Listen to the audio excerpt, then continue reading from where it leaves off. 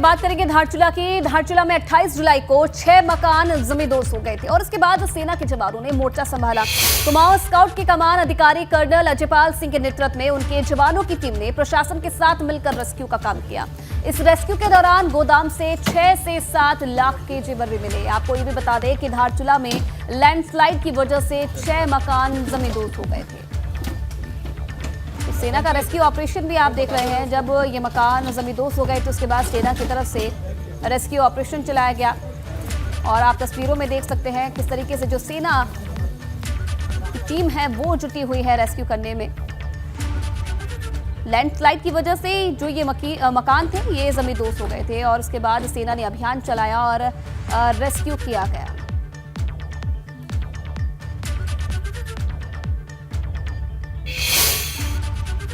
गोदाम से रेस्क्यू किया मेरा तो काफ़ी माल करीब 5 या 6 लाख रुपए का माल सेना ने और प्रशासन ने और ये रेवेन्यू वालों ने काफ़ी तुम्हारी सहायता करी। मैं प्रशासन की team, Kumaon scout, army, NDRF, व्यापार मंडल सभी का आभार व्यक्त करता हूं जिन्होंने रात में ये पीछे जो रेस्क्यू ऑपरेशन है इसको ज़बरदस्त अंजाम दिया है। जो आपदा आई और जो बड़ा पत्थर गिरा उसमें 6 मकान के ध्वस्त हुए। सिर्फ वर्मा जी और अग्रवाल जी के सामान थे, कुछ 5-6 लाख के सामान थे। उनको फिलहाल उन दोनों के सारे सामान रेस्क्यू कर दिए गए हैं और उन जो लोग थे उनको आर्मी और एनडीआरएफ और प्रशासन के कंबाइंड एफर्ट में उनको सपोर्ट कर दिया गया है। और एक बड़ी खबर आपको बता दें, हिमाचल प्रदेश के चंबा में भारी तबाही मची है। तीसा सलूनी मार्ग पर भारी लैंडस्लाइड हो गया है। कोटी पुल के पास पहाड़ी का बड़ा हिस्सा गिर गया है। किसी तरह से किसी भी जान की नुकसान की खबर नहीं है। भूस्खलन के बाद लोगों में अफरा तफरी मच गई है और मौके की तस्वीरें भी आप देखिए।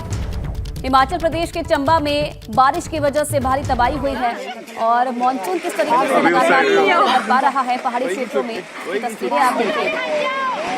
आप इन तस्वीरों को देखिए जरा।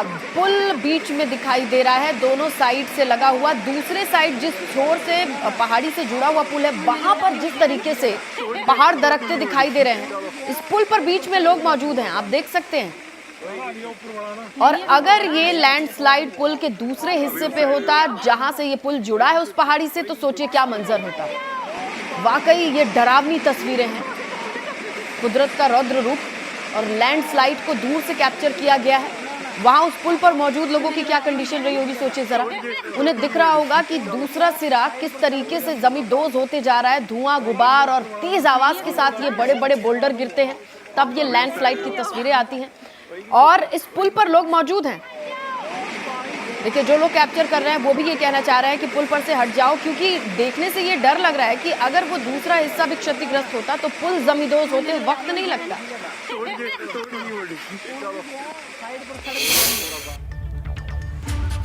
और इधर उत्तराखंड में इन दिनों नशे की खेप बड़ी मात्रा में पकड़ी जा रही है और ऐसे में अब नशे के कारोबार पर कंट्रोल लगाने की तैयारी है और इसके लिए उत्तराखंड में नारकोटिक्स टास्क फोर्स बनेगी। वर्तमान में हालात ये हैं कि जहां एक और राज्य सरकार ने 2025 तक देवभूमि को नशा मुक्त करने की बात कह दी है, तो वहीं दूसरी ओर वर्तमान स्थिति ये है कि प्रदेश के मैदानी जिलों में ही नहीं बल्कि पर्वतीय क्षेत्रों में नशे की बड़ी खेप पकड़ी जा रही है। इस एक चीज ने पुलिस महकमे की चिंताओं को बढ़ा दिया है। हालांकि केंद्र की सरकार के निर्देश के बाद उत्तराखंड सरकार राज्य में नारकोटिक्स टास्क फोर्स गठित करने जा रही है। तो नशे के कारोबार से और युवाओं के इसके जद में आने से हरिद्वार से लगाए पहाड़ तक लोग परेशान हैं। उन्होंने कई बार आवाज उठाई है, लेकिन अब पुलिस के लिए सिरदर्द बन चुका है बार बार छापेमारी करना, नशे की खेप पकड़ना। ऐसे में आवाज उठने लगी है कि नारकोटिक्स टास्क फोर्स होना चाहिए जो मैदान से लगाए पहाड़ों तक युवाओं को नशे के इस कारोबार में ढकेले जाने से और इसकी आदी बनने से रोक सके। इसकी कवायद तेज हो गई है। हरिद्वार से ही इसका सिलसिला बताया जाता है शुरू होता है और पहाड़ों तक बड़ी सप्लाई और इसके जद में कई लोग आ चुके हैं और अब उन्हें नशा से दूर ले जाना एक बड़ी चुनौती बन चुका है।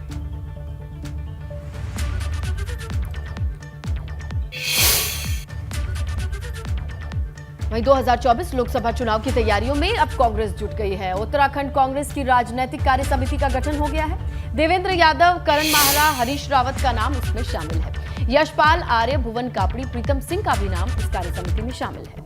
बिल्कुल, साथ ही साथ गणेश गोदियाल, न प्रभात, राजेंद्र भंडारी का भी कार्य समिति में नाम है। इसके अलावा काजी निजामुद्दीन, सुमित प्रदेश, प्रकाश जोशी भी कार्य समिति में शामिल हैं और चुनाव को लेकर जल्द कार्य समिति की बैठक होगी।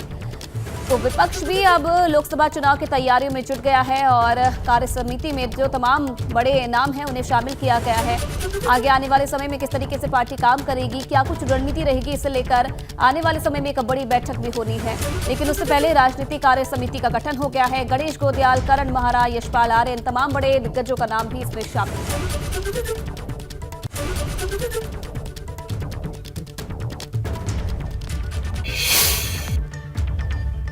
तो देखिए, उत्तराखंड में कोरोना का कहर भी लगातार बढ़ता जा रहा है। मंगलवार की बात अगर की जाए तो कोरोना के 346 मामले सामने आए हैं और ऐसे में अब मामले बढ़ने के साथ ही राज्य सरकार कोई बड़ा कदम उठा सकती है। बिल्कुल, प्रदेश भर में ढिलाई को देखते हुए स्वास्थ्य मंत्री धन सिंह रावत ने इशारा किया है कि कोरोना लगातार बढ़ रहा है। इस वजह से एहतियात बरतने की जरूरत है। खासकर कॉलेजेस, स्कूल में कोरोना संक्रमण की रोकथाम के लिए जरूरी कदम उठाए जा सकते हैं।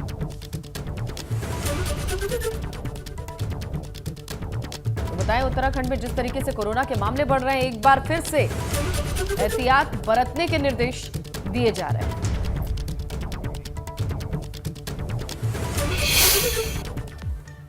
रुद्रप्रयाग में चलिए बात करेंगे 5 महीने से बंद पड़े एक जल स्रोत की, जहां अचानक पानी आने लगा तो लोगों की खुशी का ठिकाना नहीं रहा। लोगों का कहना है कि रेल लाइन निर्माण की वजह से ये जल का स्रोत 5 महीने पहले सूख गया था, पानी आना बंद हो गया था, मगर बरसात के मौसम में इसमें अचानक फिर से पानी आने लगा तो लोगों को खुशी हुई। अचानक से बरसात के दौरान वो धारा जो है फिर से उजागर हुआ और बहने लगा, जिससे रुद्रप्रयाग शहर के सभी लोगों के हृदय में जो है खुशी की लहर है, सब खुश हैं।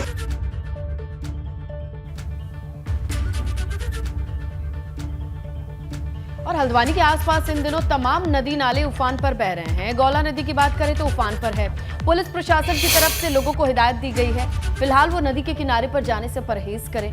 बावजूद इसके लोग हैं कि मानते नहीं हैं। आप देखिए, ये तस्वीरें आई हैं, नदी का उफान पर आना, लेकिन कई लोगों के लिए अटखेलियों का विषय समझा जा रहा है। हालांकि प्रशासन ने कहा है कि कभी भी अचानक से अगर तेजी से पानी आ गया तो लोगों को बचाना मुश्किल होगा। अनाउंस शुरू में किया जा चुका है और आज भी लगातार किया गया है। अगर कोई व्यक्ति ऐसा पाया जाता है तो उसके इस कृत्य के लिए जो ऐसा कर रहा है तो उसके खिलाफ कार्रवाई होगी। और इधर अल्मोड़ा मेडिकल कॉलेज में एमबीबीएस की दूसरे सत्र की मान्यता की तैयारी हो रही है, मगर कॉलेज में अभी भी स्टाफ की कमी काफी कम है। मेडिकल कॉलेज में 30 से 35% फैकल्टी की कमी है। हालांकि फैकल्टी को पूरा करने के लिए संविदा पर फिलहाल इंटरव्यू किए जा रहे हैं, मगर बड़ा सवाल यह है कि इन हालात में मेडिकल कॉलेज आखिरकार चलेगा कैसे। मेडिकल कॉलेज में जो फैकल्टी है, फैकल्टी की अभी कुछ डिफिशिएंसी तो है अभी, तो उसके लिए हम प्रयासरत हैं और हर महीने जो है संविदा पे जो है यहाँ पे इंटरव्यू हो रहे हैं। पिथौरागढ़ में जिला अस्पताल में एक नई पहल शुरू की गई है। जिले में लड़कियों की संख्या बढ़ाने के मकसद से प्राइवेट अल्ट्रासाउंड केंद्रों की जांच की जा रही है। अल्ट्रासाउंड केंद्रों से बीते 1 महीने में किए गए अल्ट्रासाउंड के रिकॉर्ड्स लिए जा रहे हैं। जानकारी ली जा रही है कि किन लोगों ने किस वजह से अल्ट्रासाउंड कराया था।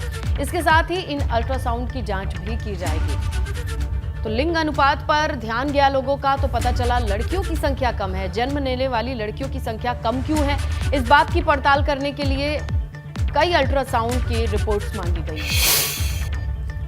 सेक्स रेशो को ठीक स्तर पर लाने के लिए जो है, इसके जो है सेक्स डिटर्मिनेशन तो नहीं हो रहा है। इसके लिए जो है हम एक तो सीसीटीवी का फुटेज ले रहे हैं 1 महीने का, उसमें देखा जाएगा कौन महिला है, कितनी बार यहाँ जो है अल्ट्रासाउंड कराने आ रही है। और दूसरा जो है कि एक अल्ट्रासाउंड में एक जो डिवाइस लगा रहता है, ट्रैकिंग डिवाइस, तो उसके लिए हमने इंजीनियर को लेटर लिखा है। अगले बार जो है इंजीनियर के द्वारा जो है लिया जाएगा। इसी तरीके से जो है आज पहला जो है हमारे अल्ट्रासाउंड सेंटर है जहाँ इस टाइप का काम किया जाए।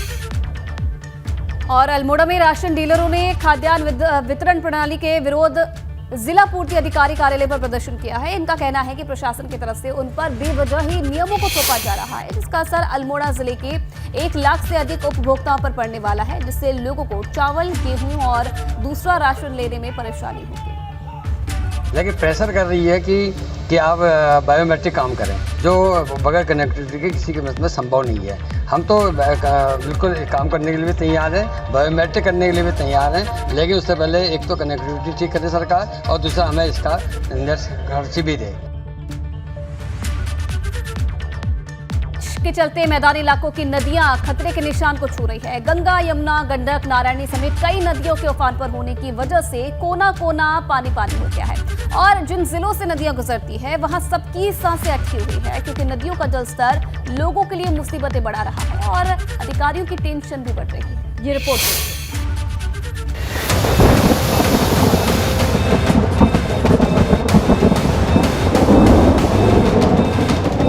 तूफान पर नदियां संकट में जान।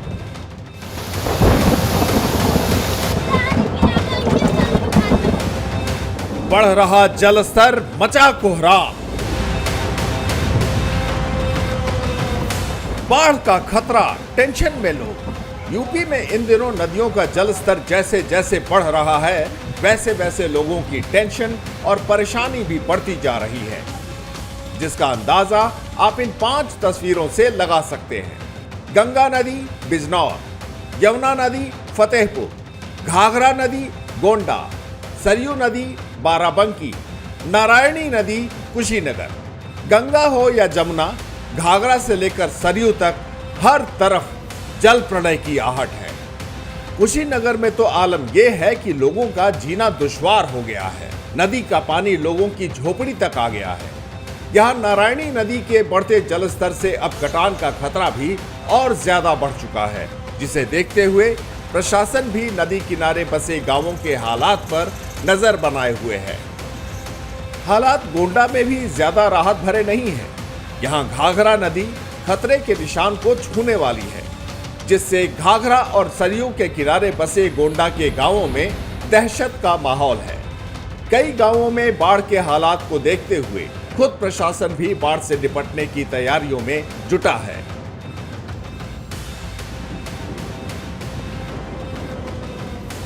को निर्देश दिया गया है और साथ ही मैंने कल एली परसौली बांध का निरीक्षण किया। वहां पर जाकर देखा कि बाढ़ के बिल्कुल ही करीब वो नदी बह रही थी और इसीलिए सिंचाई विभाग बाढ़-खंड के लोगों को निर्देशित किया गया है कि बंधे की सतर्कता हमेशा बनाए रखें।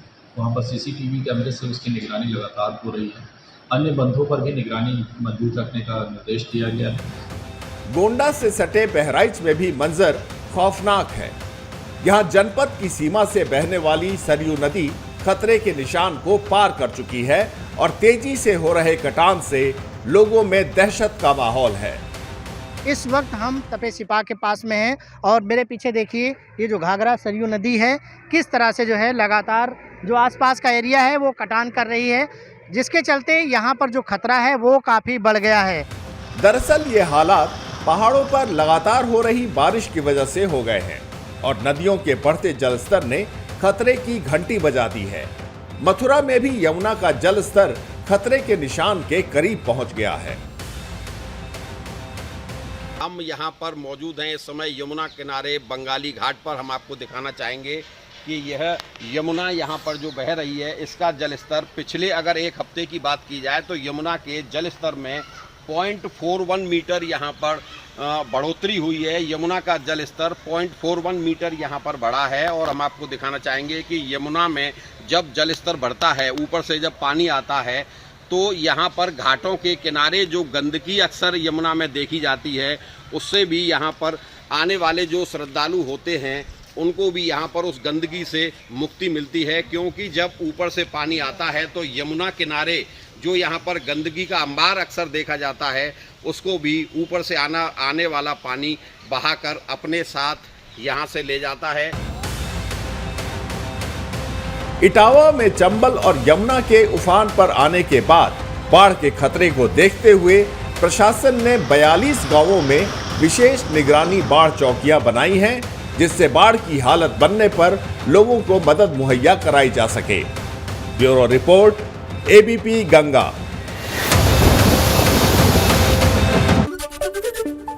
चलिए आगे बढ़ते हैं। देखिए, चंदौली के 2 गांव में सदियों से चली आ रही परंपरा को निभाया गया। इस दौरान पुलिस बल भी मौजूद रही मान्यता ये है कि गंभीर बीमारी के बाद दोनों गांव में ये परंपरा शुरू हुई थी। हालांकि लोग इसे आस्था नहीं बल्कि अंधविश्वास भी कहते हैं, लेकिन परंपरा निभाने वाले गांवों को इसकी परवाह भी नहीं है। क्या है ये परंपरा, देखिए इस रिपोर्ट।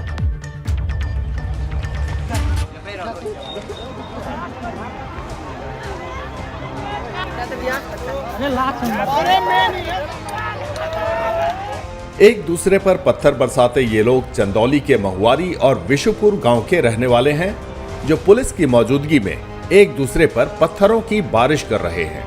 लेकिन पुलिस इन्हें रोक नहीं रही, क्योंकि दोनों गांवों के बीच सदियों से एक परंपरा चली आ रही है। महुआरी और विशुपुर गांव में लोग नागपंचमी की शाम को गंगा नदी के तट पर पहुंचकर एक दूसरे पर कंकड़ पत्थर बरसाते हैं। कंकड़ पत्थर मारने और कीचड़ फेंकने को आपसी भाईचारे के तौर पर देखा जाता है।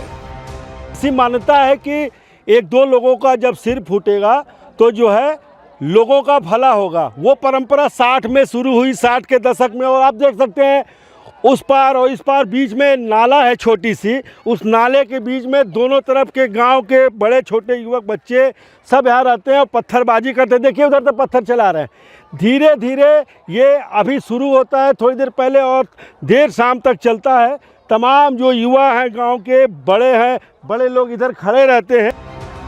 पत्थरबाजी को देखने के लिए दोनों गांवों की महिलाएं भी आती हैं और जमकर कजरी गाती हैं।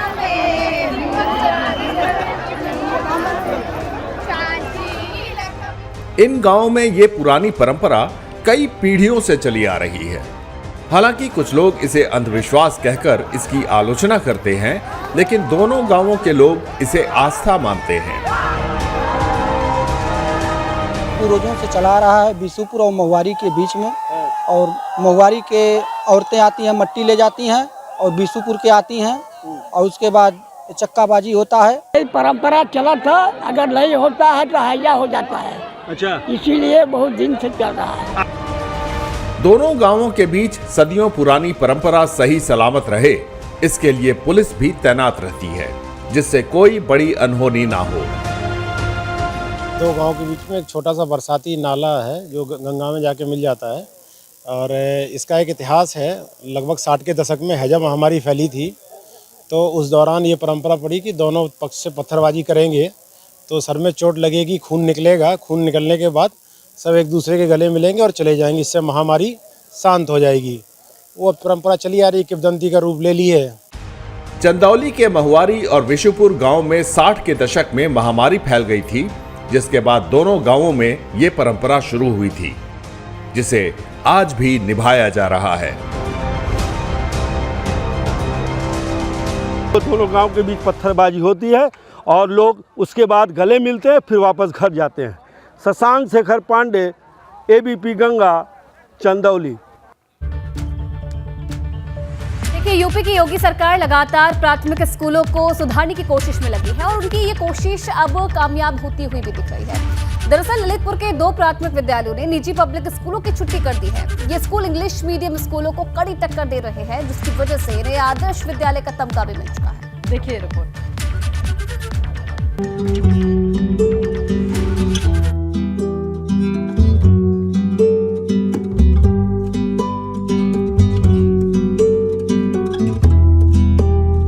ये तस्वीरें किसी प्राइवेट स्कूल की नहीं हैं, बल्कि प्राथमिक विद्यालय की हैं, जिसने निजी पब्लिक स्कूलों की छुट्टी कर दी है।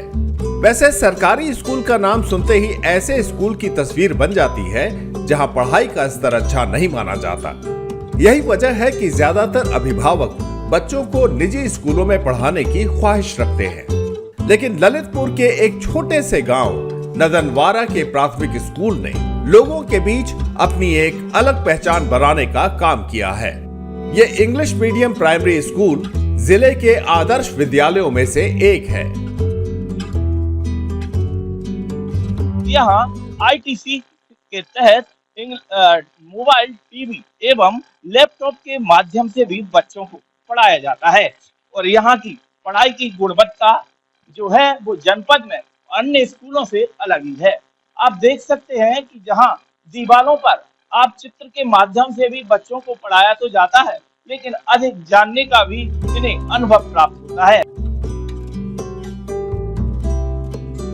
नदनवारा के इस प्राथमिक विद्यालय में बच्चों की पढ़ाई की शुरुआत सुबह की प्रार्थना के साथ होती है, जिसमें 100% छात्र मौजूद रहते हैं।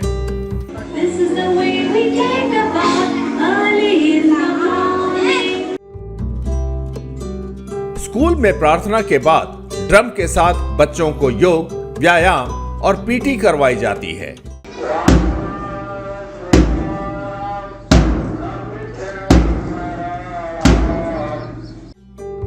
क्लास में बच्चों को मोबाइल, टीवी और लैपटॉप के जरिए पढ़ाई करवाई जाती है। इस चित्र में दिखाया गया है, बकरी घास खा रही है और शेर बकरी को खाता है। अगर पौधा ना हो तो बकरी नहीं जीवित रह पाएगी। साथ ही सांस्कृतिक कार्यक्रमों पर भी ध्यान दिया जाता है, जिसमें बच्चे बढ़ चढ़कर हिस्सा लेते हैं।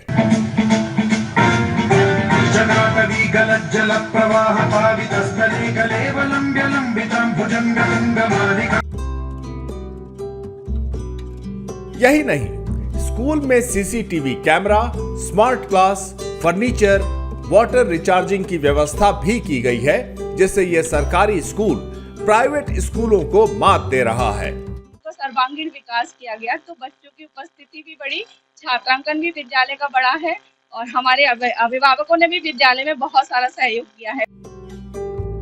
प्राथमिक स्कूल में इंग्लिश मीडियम पढ़ाई से बच्चों के अभिभावक भी काफी खुश नजर आए और वो स्कूल के टीचरों की तारीफ करना नहीं भूले।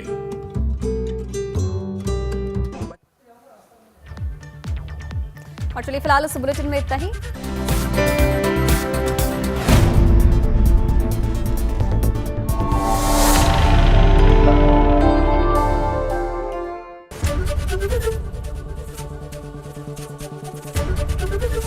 एबीपी गंगा, खबर आपकी, जुबान आपकी।